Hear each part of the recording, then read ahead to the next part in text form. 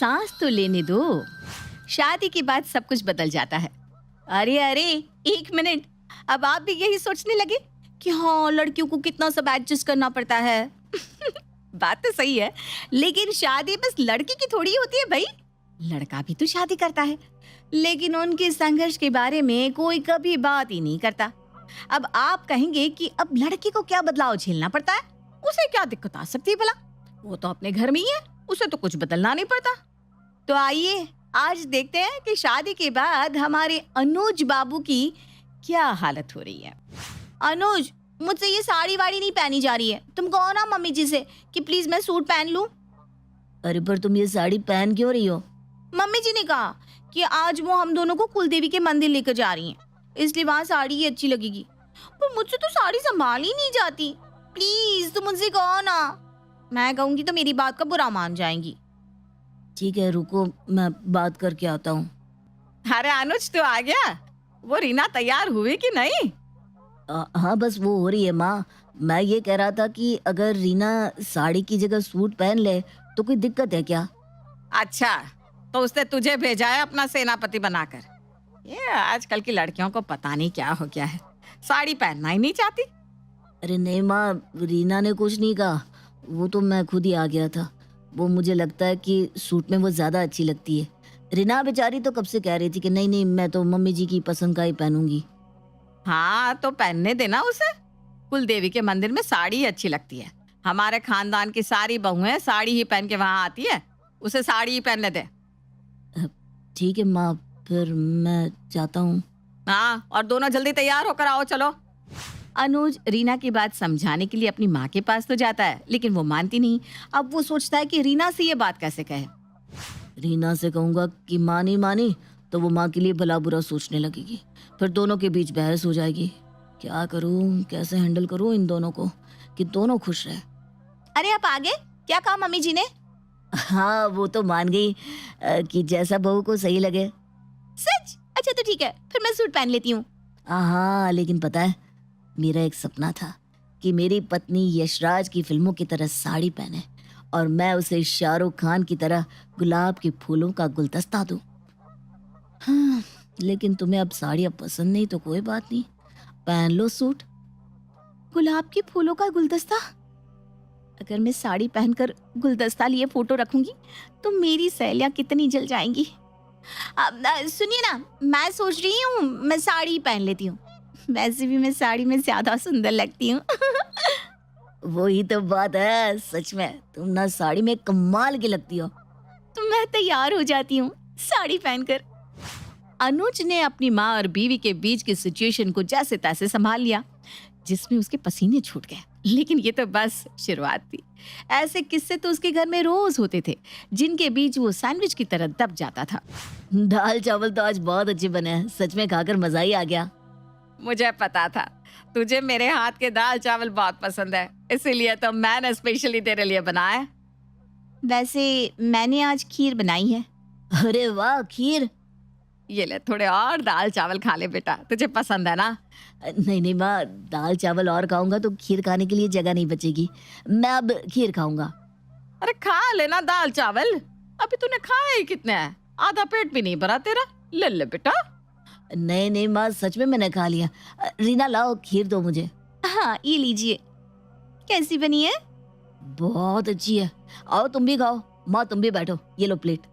मैं बाद में खा लूंगी, अभी मुझे भूख नहीं है। मुझे भी। अरे अब इन दोनों को क्या हो गया, मुंह फुला लिया है दोनों ने। अब फिर से दोनों को मनाना पड़ेगा। क्या हुआ माँ, तुमने खाना क्यों नहीं खाया? तुझे क्या पड़ी है, अब तेरी बीवी जो आ गई है, अब तुझे उसकी पड़ी रहती है। मेरे बारे में तू सोचता कहाँ है? ऐसी बात नहीं है माँ, तुम क्यों ऐसा सोच रही हो? तो तूने दाल चावल क्यों नहीं खाए? अरे माँ, मैंने पेट भर के दाल चावल खाए। तुम्हें तो पता है मुझे तुम्हारे हाथ के दाल चावल कितने पसंद है। पर अब रीना का भी मन रखना जरूरी है ना माँ, वो भी तो मेरी जिम्मेदारी है। अगर मैं खीर नहीं खाता तो उसे कितना बुरा लगता। तुम तो मेरी प्यारी माँ हो, इतनी समझदार हो। तुम ऐसे रूठोगी तो कैसे चलेगा? अरे बस बस बस, अब मस्का मत लगा। अरे मस्का नहीं लगा रहा हूँ, तुम जानती हो माँ मैं तुमसे कितना प्यार करता हूँ। अब चलो मान जाओ और खाना खा लो। ठीक है, अब तू इतना मना रहा है तो ठीक है। अनुज अपनी माँ को मनाकर रीना के पास आता है, जिसका भी मुंह उतरा हुआ था। अरे का हो गया हमारी फूल जैसी बीवी को? तुम्हारा चेहरा क्यों मुरझा गया? बस अब ये मीठी मीठी बातें मत करिए। दाल चावल और भी पड़े हैं, कहो तो लेकर आऊं आपके लिए। अरे तुम अभी तक उसी बात को लेकर रूठी हुई हो। आपको मम्मी जी के हाथ का ही खाना पसंद है ना? उनकी तारीफ तो आप बिना पूछे ही करते थे, और मुझे तो पूछना पड़ता है अच्छा बना है या नहीं बना। अच्छा बाबा, सॉरी सॉरी। आज के बाद निवाला खाते ही सबसे पहले तुम्हारी तारीफ करूंगा, ठीक है? अब ये रूठना छोड़ दो जाने मन, प्लीज प्लीज प्लीज प्लीज। नहीं, मुझे नहीं आना आपकी बातों में। अरे तुम तो समझदार हो, माँ की अब उम्र हो गई है, उनको भी तो देखना जरूरी है ना। देखो तुम मुझे नहीं समझोगी तो कौन समझेगा। अब ये रूठना छोड़ दो, चलो खाना खा लो। एक काम करते हैं, मैं तुम्हें बाहर ले चलता हूँ छोले भटूरे खिलाने, ठीक है? सच? ठीक है, फिर मैं तैयार हो जाती हूँ। कितना मुश्किल है ये शादी के बाद सब कुछ संभालना। शादी के बाद बस रिश्ते नहीं बदले थे, लेकिन उनके खर्चे और जवाबदारियां भी बढ़ गई थी, जिसे निभाने के लिए अनुज दिन रात मेहनत कर रहा था। अरे इतनी सुबह सुबह कहाँ जा रहा है? ऑफिस? अब हाँ, वो जल्दी जाना होगा। 3 घंटे और काम करूंगा तो प्रमोशन भी जल्दी होगा और पगार भी एक्स्ट्रा मिल जाएगी, और रात को भी जल्दी आ पाऊंगा। आप दोनों के साथ भी वक्त मिल जाएगा। और सुन, आते वक्त ना मेरे लिए घुटनों की दवाई लेते आना, बहुत दर्द हो रहा है आजकल घुटनों में। हाँ हाँ, माँ लेकर आऊंगा। रीना तुम्हें कुछ चाहिए? मेरे मोबाइल का रिचार्ज खत्म हो गया है। हाँ वो मैं भी कर देता हूँ, हो जाएगा। आप दोनों को और भी किसी चीज की जरूरत हो तो लिस्ट भेज दीजिएगा।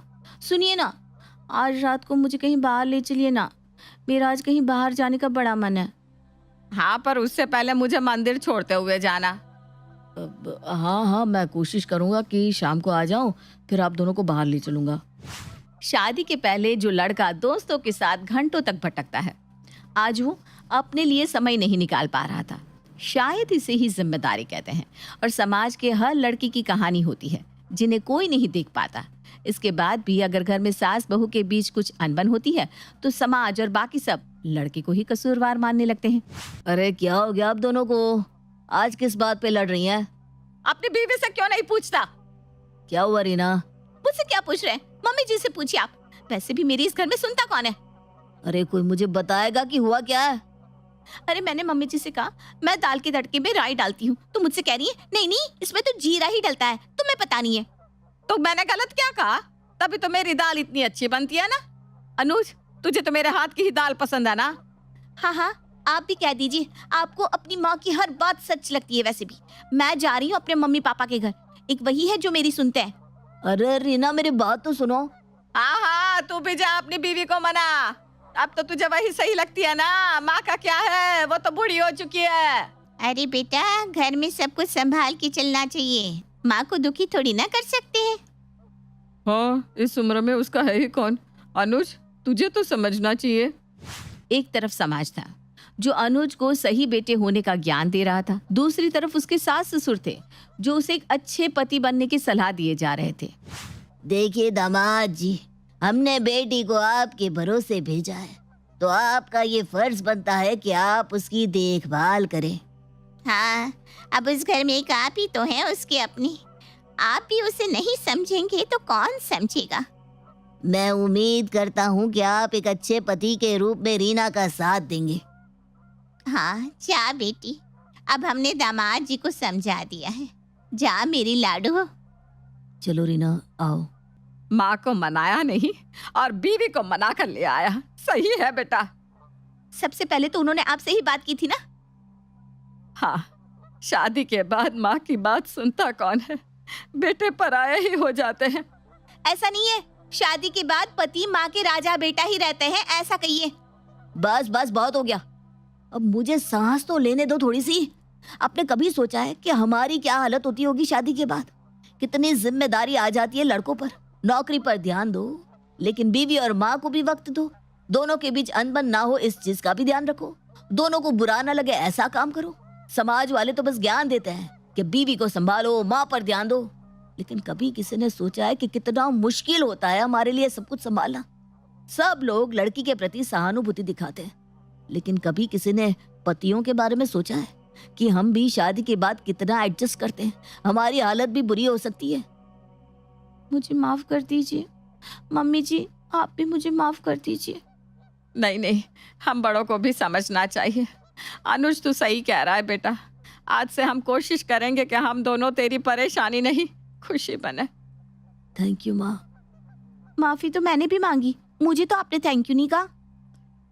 वैसे तो मुझे भी मनाने पहले नहीं आया था, तुझे आया था। इनका कुछ नहीं हो सकता, कुछ नहीं।